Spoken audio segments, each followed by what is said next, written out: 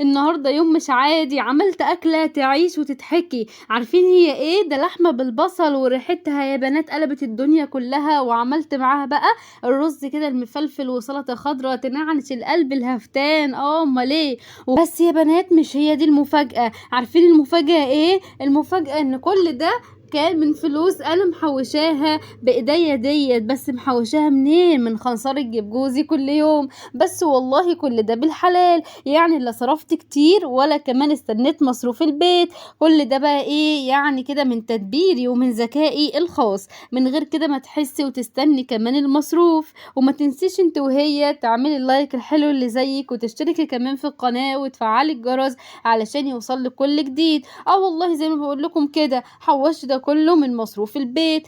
وانتوا كمان لو عاوزين تعملوا زيي وتحوشوا وتجيبوا كل اللي نفسكم فيه وتعملوا زي ما انا عملت وجبت دهب وكمان جبت كل اللي كان نفسي فيه وعملت حساب ليا في البنك، وبقى يعني الاشياء معدن خالص يعني، والحمد لله على كل حال. لو عاوزين تعرفوا الطريقه وانا عملت ايه تابعوني كده في الفيديو اللي هو على القناه سايبه لكم، وهسيب لكم الرابط في البايو. وما تنسوش تتابعوني علشان يوصل لكم كل جديد وتستفادوا مني، وشعارنا اعملي حاجتك بايدك ولا الحاجه